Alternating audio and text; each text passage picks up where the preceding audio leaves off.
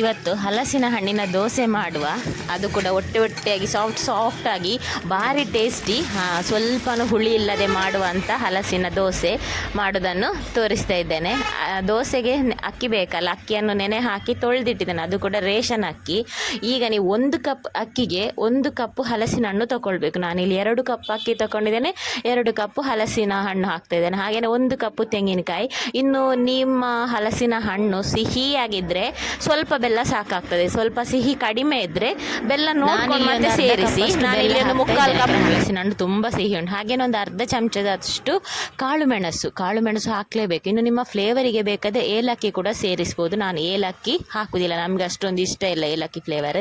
ಹಾಗಾಗಿ ಅದನ್ನೆಲ್ಲ ತುಂಬ ನೈಸಾಗಿ ಅಲ್ಲ, ಸ್ವಲ್ಪ ಗ್ರೈಂಡ್ ಮಾಡಿದ ನಂತರ ಇಲ್ಲಿ ಅಕ್ಕಿಯನ್ನು ಇಳಿಲಿಕ್ಕೆ ಇಟ್ಟಿದ್ದೇನೆ. ಯಾಕೆಂದರೆ ಒಮ್ಮೆಲೆ ನೀರು ಜಾಸ್ತಿ ಆದರೆ ಮತ್ತೆ ನಮಗೆ ದೋಸೆ ಮಾಡಲಿಕ್ಕೆ ಆಗೋದಿಲ್ಲ, ಆ ರೀತಿ ಹೊಟ್ಟೆ ದೋಸೆ ಬರುವುದಿಲ್ಲ.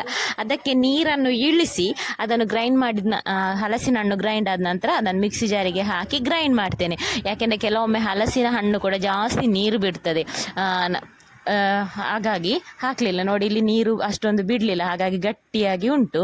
ಈಗ ಇದಕ್ಕೆ ಬಣ್ಣ ಅಷ್ಟೊಂದಿಲ್ಲ, ನಮ್ಮ ಹಲಸಿನ ಹಣ್ಣು ಉಂಟಲ್ಲ ಸಿಹಿ ಉಂಟು, ಬಣ್ಣ ಅಷ್ಟೊಂದಿಲ್ಲ. ಅದಕ್ಕೆ ಸ್ವಲ್ಪ ಅರಶಿನ ಹಾಗೆಯೇ ಸ್ವಲ್ಪ ನೀರು ಸೇರಿಸಿ ಇದನ್ನು ಗ್ರೈಂಡ್ ಮಾಡಿ ಇಡುವುದು. ಇನ್ನು ಮಿಕ್ಸಿ ತೊಳೆದ ನೀರು ಸ್ವಲ್ಪ ಹಾಕಬೇಕು, ಬೇಕಾದರೆ ಮಾತ್ರ. ಅದು ಕೂಡ ತುಂಬ ದಪ್ಪವಾಗಿ ಹಿಟ್ಟನ್ನು ಇಡಬೇಕು. ಇದನ್ನು ಹಾಕಿ ಮಿಕ್ಸ್ ಮಾಡಿ, ಜಾಸ್ತಿ ಮಿಕ್ಸ್ ಇಲ್ಲ, ಜಸ್ಟ್ ಒಂದು ಮಿಕ್ಸ್ ಮಾಡಿ ಹಾಗೆಯೇ ಮುಚ್ಚಿ ಇಡುವುದು. ಇದನ್ನು ದೋಸೆ ಮಾಡಲಿಕ್ಕೆ ನಮಗೆ ನಾಳೆ ಬೆಳಿಗ್ಗೆ, ಯಾಕೆಂದರೆ ಇದೊಂದು ತುಪ್ಪ ದೋಸೆ ಮಾಡೋದಲ್ಲ, ಹಾಗೆ ನಾಳೆ ಬೆಳಿಗ್ಗೆ ಮಾಡಲಿಕ್ಕೆ. ಇದಕ್ಕೆ ನಾನು ಉಪ್ಪು ಕೂಡ ಸೇರಿಸಲಿಲ್ಲ, ಹಾಗೆಯೇ ಮುಚ್ಚಿಡ್ತಾ ಇದ್ದೇನೆ. ಈಗ ಬೆಳಗ್ಗೆ ಆಗಿದೆ, ಹಿಟ್ಟು ಹೇಗೆ ಹುದುಗಿದೆ ನೋಡಿ.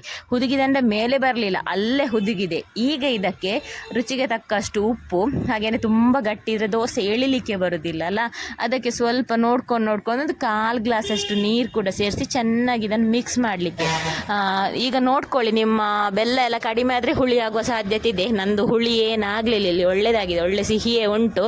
ಒಂದು ವೇಳೆ ಹುಳಿ ಅಂತ ಅನಿಸಿದರೆ ಸ್ವಲ್ಪ ಬೆಲ್ಲ ಅಥವಾ ಸಕ್ಕರೆ ಸೇರಿಸಿ. ಸಕ್ಕರೆ ಒಳ್ಳೆಯದಲ್ಲ, ಬೆಲ್ಲನೇ ಒಳ್ಳೆಯದು. ಹುಳಿ ನೀವು ಮೆಜರ್ಮೆಂಟ್ ಕರೆಕ್ಟಾಗಿ ಹಾಕಿದರೆ ಅದು ಹುಳಿ ಆಗುವುದಿಲ್ಲ. ಬೈ ಚಾನ್ಸ್ ನೀವು ಹಾಕಿದ ಮೆಜರ್ಮೆಂಟ್ ಕರೆಕ್ಟ್ ಇಲ್ಲದಿದ್ದರೆ ಹುಳಿ ಆಗುವ ಚಾನ್ಸಸ್ ಇದೆ. ಹಾಗಾಗಿ ನನ್ನದಿಲ್ಲಿ ಕರೆಕ್ಟಾಗಿ ಆಗಿದೆ. ಈಗ ಇದನ್ನು ದೋಸೆ ಹಾಕುವ.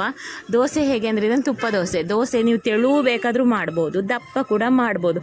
ಹಲಸಿನ ಹಣ್ಣಿನ ದೋಸೆ ಯಾವಾಗಲೂ ದಪ್ಪಾಗಿ ತುಂಬ ಹೊಟ್ಟೆ ಆಗಿದ್ರೇ ನೋಡಲಿಕ್ಕೂ ಚಂದ, ತಿನ್ನಲಿಕ್ಕೂ ಖುಷಿ ಆಗೋದು. ಹಾಗೆ ನಾನು ದಪ್ಪವಾಗಿ ಹಾಕ್ತೇನೆ.